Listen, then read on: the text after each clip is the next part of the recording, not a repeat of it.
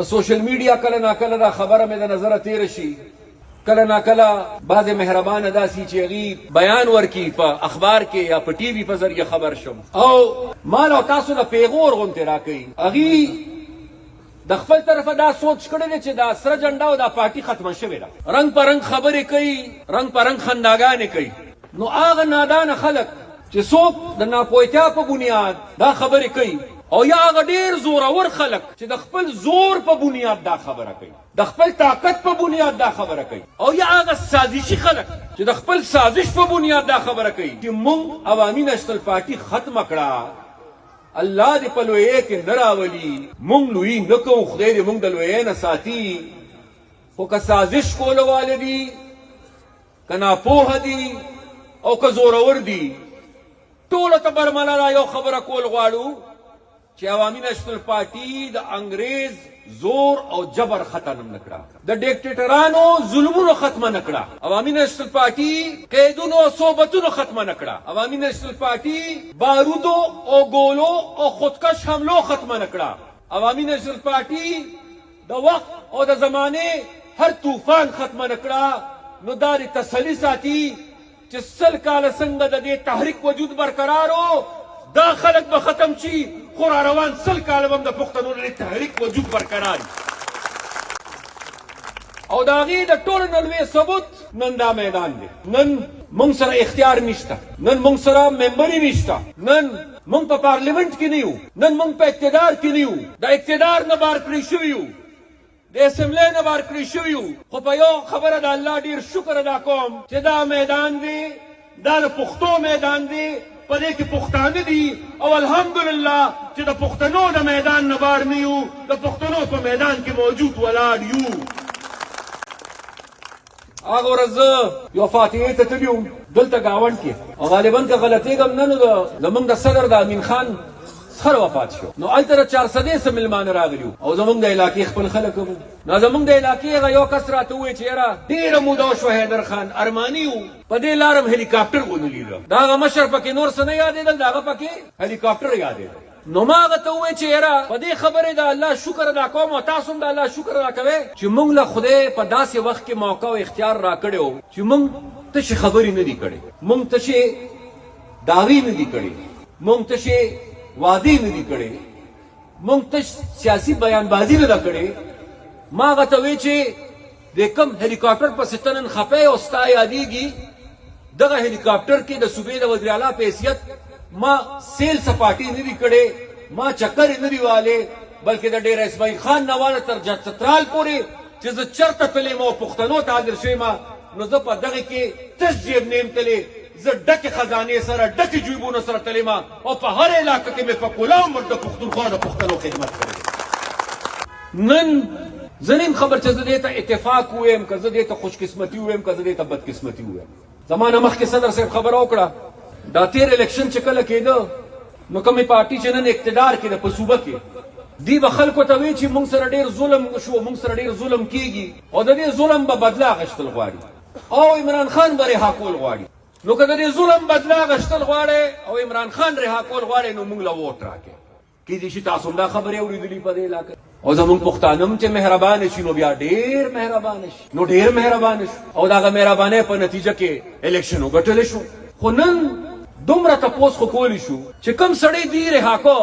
زما په خیال بله میاشت به 2 کاله پوره شي د الیکشن، چې کوم سړی دی رها کو هغه په دې 2 کاله کې دی رها کو، د انصاف په نوم، د روزګار په نوم، د یو نوي پښتونخوا په نوم، د بدلون په نوم چې کومې وعدې شوې وې هغه وعدې دوی پوره کړې شوې. دلته بدامني کمه شوه که بدامني سیوا شوه، دهشتګردي ختمه شوه که دهشتګردي سیوا شوه، د دې بېروزګاره ځوانانو نه تپوس وکوې بېروزګاري کمه شوه که بېروزګاري سیوا شوه، چاته پکې نوکري نه ملاوي، د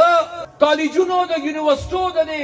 سټوډنټانو نه تپوس وکوې ستاسو د یونیورسټو حالات ښه شو که خراب شو، د سرکاري هسپتالونو ته لاړ شئ هلته د مریضانو نه تپوس وکوې وایي ستاسو علاج دلته ښه کېږي او که نور حالات خراب شو. ګیر چاپېره د خپلې علاقې ته وګورئ، مخامخ ته 2 سرو سړک دی، غالبا 2010 کې جوړې ما جوړ کړو، 15 کاله کې یو ټاټکې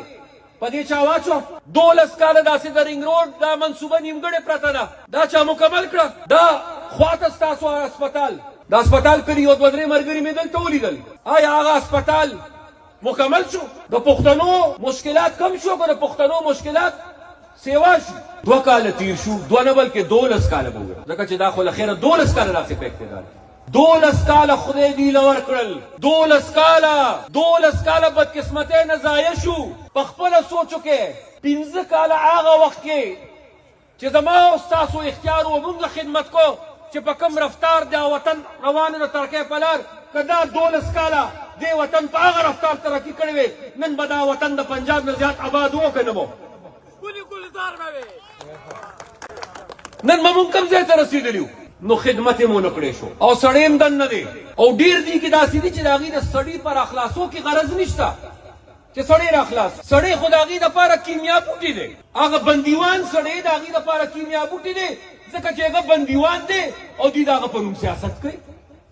هغه ګیر دی او دوی د هغه په نوم ووټ دي چې ووټ یې غشته نو هغه به خو وی چې عمران خان ازاده و دا خو یې نه وی چې د رنګ روډ سره به جایدادونه ځان لایو چې ووټ یې غوښته خو عمران خان به ازاده و دا خو یې نه وی چې وزیر اعلی به د 12 کروڑ روپو بسکټ خوري په یو کال کې چې ووټ یې غشته هغه خو یې د ظلم بدل بالو دا خو یې نو ویلې چې د والي سواد جایداد او د والي سواد کور به په بیه مانې ستاسو جیبونه خالی کیږي او د هغې جیبونه ډکیږي د پښتنو حالات ورځ تر ورځه خرابیږي او د هغې حالات ورځ تر ورځه ښه کیږي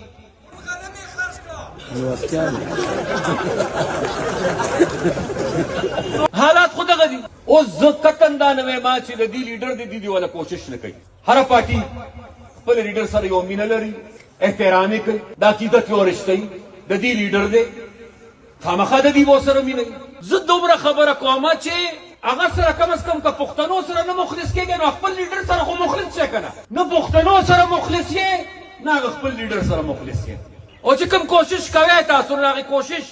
په نتیجه کې ولې هغه ازادي اډیالې جیت له پتلو باندې هغه ازادي شي څو ځله زموږ وزیر اعلی لاړ اډیالې ته زما په خیال د لسو نه خو زیات لسو نه سیوا اوس له خیره لاهور ته تللی اوس غالبا وی کراچۍ ته روان یم نو زه ته دومره تپوس کوم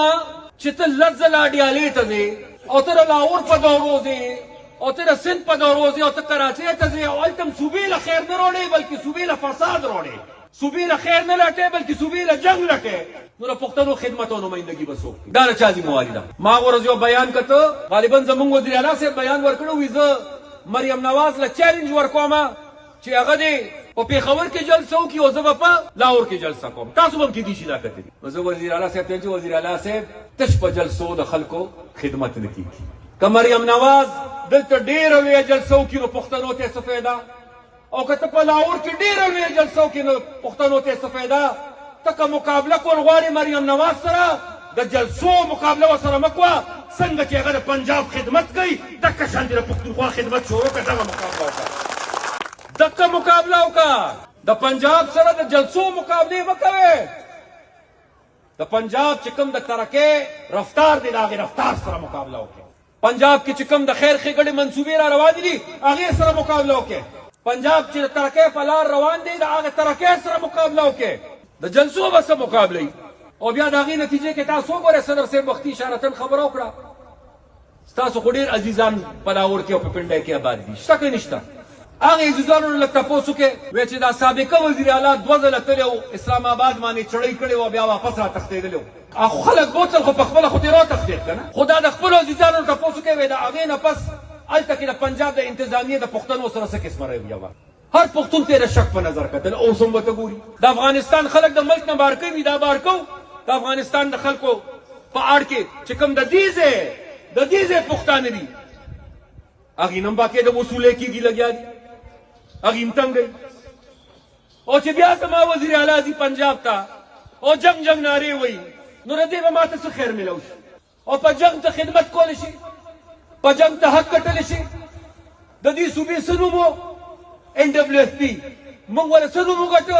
پښتونخوا دا مونږ په جنګ ګټلی دا مونږ په جنګ نو ګټلی دا مونږ په خبرو اترو ګټلی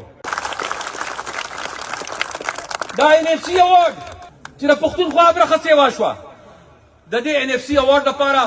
ما د پنجاب سره او د سند سره جنګ کړی او که ما د پنجاب او د سند د وزیر اعلی سره مذاکرات کړو ما جنگ نو کړی ما سیاسي انداز خپل کړ سیاسي خلکو مذاکرات مې سره وکړل او د پښتنو حق مې په سیوا کو د پښتنو حق مې په اومنه. اتلسم ترمیم مونږ په فساد ګټلې دي مونږ په انتشار ګټلې دي. اتلسم ترمیم مونږ په فساد او په انتشار نه ګټلې. اتلسم ترمیم مونږ د پارلیمنت په لار ګټلې دي د پارلیمنت په لار پاین کې ترمیم کړ دي او خپل صوبې له خپل حق او خپل پہچان ګټلې دي. په جنگ مسلې نه حل کیږي او بیا جنگ هم چا سره کې ریاست سره جنگ کې او په هغه ریاست خلاف په جنگ کې د قام بچی استعماله فوج نډېرې غلطۍ شوي دي او هغه غلطو د ملک ډېر لوی نقصان هم ورکړی دی. زمونږ تحریک ته اسټابلیشمنټ ډېر نقصان رسولی دی زمونږ هم ډېرې ګیلې وي خو آیا د هغې خفګان ښکاره کولو طریقه 9 مئی وي چې دا 9 مئی کې دې څه کړي دا طریقه وي چې ملک ته اور ورته کا. او زه تاسو نه تپوس کوم که نه ما خو اول چې زمونږ ګیلې ډېرې اعتراضات ډېر پکار دی چې که فوج دی او که هر اداره دی چې د خپلو غلطو اعتراف هم وکړي او ازاله یې ادا کړي. خو هسې تاسو نه تپوس کوم د کومې بلا سره چې موږ مخامخ یو د دې مقابله د فوج نه بغیر کېدی شي دا حکومت یې یوازې کولی شي. هندوستان چې په 13 کال کې په 15مه میاشت په موږ حمله وکړه چا جواب کړو چا جنگ ګټلو همدې فوج ګټلو که نه. فوج ریاست او سیاسي پارټۍ دې وخت کې پکار نه چې جنګ وکړي. دا وخت د جنگ نه دی دا وخت د اتفاق او د یووالي دی دا وخت د انتشار نه دی دا وخت د سازشونو نه دی. زمونږ په یو بارډر مونږ ته لوی مشکل او په بل بارډر مونږ ته لوی مشکل. یو خو هندوستان سره مسله خرابه بل خو افغانستان سره زموږ معاملات خراب بل خو د روس او د امریکې په منځ کې ګیر یو د امریکې او د چین په منځ کې ګیر یو. دې حالاتو کې کم از کم په دغه حواله اتفاق پکار دی. اوس که هغه پاک پروردګار څه کوي نو پروردګار هر څه کولی شي. بېشکه چې دا اوس رڼا روز ده او که رب غواړي نو اوس په یکدم توره تیاري شي شپه به شي. اوس که سبا د جنگ په نتیجه کې د عمران خان رهایي ممکنه وي هغه زما رب ته پتې زه نشم ویلی خو په ظاهره ماته نه ښکاري چې د جنگ او د انتشار په نتیجه کې به د عمران خان رهایي کېږي. دا یاد ساتئ تاسو ته هم ویم او د پی ټي آی خپل ورونو او ملګرو ته هم ویم چې ستاسو د مشر رهایي به د جنگ او د انتشار په نتیجه کې ممکنه ني. ستاسو د مشر رهایي به د عدالت په ذریعه او یا د خبرو اترو په ذریعه باندې ممکنه ده. خبرې اترې ورته ځکه وایم چې په دې بل ټکي هغې خفه کېږي چې کوم ته په انګریزۍ کې ډیل وایي ډیل خو پېژنئ که نه خار نه مني. دا خبره به په خبره ختمیږي دی به دا خبره کوي خو مشکل دا دی چې خبره کېږي نو خبره بیا نوارولو والا ډیل دي. زمونږ یو پښتون مشر دی ساده سړی دی چې نوم یې محمود خان صاحب دی پېژنئ به عمران خان صاحب ویلي دي ما د خبرو اترو اختیار دله ورکړی دی هغه له اختیار ورکړه هغه وایي بهی زه خبره کوم نواز شریف صاحب ته وایي چې نواز شریف صاحب ته مولانا صاحب او دا نور کسان کېدی چې خبره وکړو هغه له د جرګې اختیار ورکړه خو د خان صاحب ایکس اکاونټ چې کوم دی د هغې اختیار چا سره دی وروره دا چاته پته شته هغه خو په خپله په جیل کې دی که نه نو د جیل نه خو ایکس اکاونټ نشي چلېدی دا پته نه لګي چې د هغه د ایکس اکاونټ څوک چلي ځکه چې محمود خان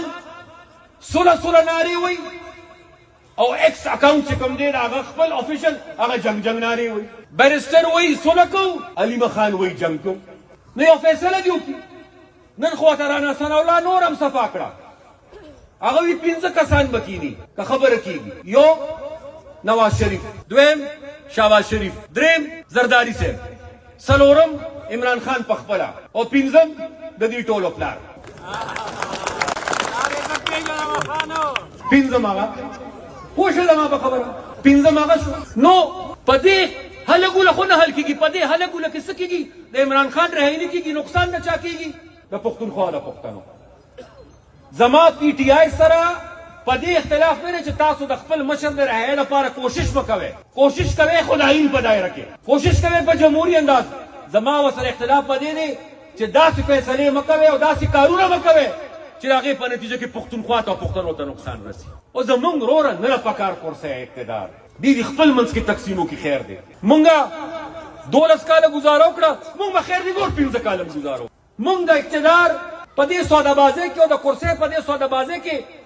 ځان نه ملوث کوو دا دې وکړي. مونږ څه غواړو اقتدار نه غواړو کورسۍ نه غواړو ممبري نه غواړو څه غواړو په دې خاوره امن نشته امن مې پکار دی په دې خاوره زما د قام 40 کاله داسې وینه تویږي د دې خلاف. نن مې د خپل حق نه بیا محرومه کوي. خپل حق غواړو، په دې صوبه کې ترقي غواړو، آبادي غواړو، وداني غواړو. زمونږ دا غوښتنې دي، زمونږ دا سیاست. اقتدار زمونږ منزل نه دی، پرامنه او روښانه پښتونخوا پښتانه زمونږ منزل دی. او دا نن چې کومه بیداري مونږ پیدا کوو وروته یو، دا نن چې کومه ستړې تاسو کوئ او تاسو راغلی چې زه تاسو له شاباشي در کوم. آفرین شه په تاسو شه چې تاسو دومره بهترینه جرګه نن ماته راغونډه کړه په دې علاقه. نو دا چې کوم ستړی کیږي، الیکشن خو نشته نن کنه، ووټ نشته. دا ستړی او دا کړو د څه لپاره کیږي؟ دا د پښتنو د بیداري او د اتفاق لپاره لګیا دي. دا आवाज مونږ د چا لپاره پورته کوو؟ دا आवाज مونږ د پښتنو لپاره پورته کوو. دا حق مونږ چاله غواړو؟ دا مونږ پښتنو غواړو. ولې غواړو؟ ځکه چې چا سره اختیار دی هغوی غافل دي. چې څوک اختیارمند دي هغوی د کرسۍ جنګ کوي، هغوی د اقتدار جنګ کوي. نو نن زه خپلو سپین ږیرو له، خپلو مشرانو له، خپلو وروڼو له، خپلو زلمو له، خپلو بچو له، خپلو کشرانو له دې دپاره راغلی ما چې اقتدار جنګ دوی کوي او خدای دې د دې نصیب. زه نن تاسو له دې راغلی یم چې د پښتون د جنګ دپاره څوک نشته. د اقتدار د جنګ دپاره ډېر دي، خو د پښتون د امن دپاره، د پښتون د ترقۍ دپاره، د پښتون د ودانۍ دپاره بل څوک نن نشته. نن زه تاسو له راغلی یم په دې جرګه او په دې خواست او دې درخواست سره چې د دې ځای نه رخصت شئ، په خپلو کلو په خپلو علاقو کې خواره شئ. نو خبره به د ذات نه کوو، خبره به د خاورې کوو، خبره به د وطن کوو، خبره به د قام کوو.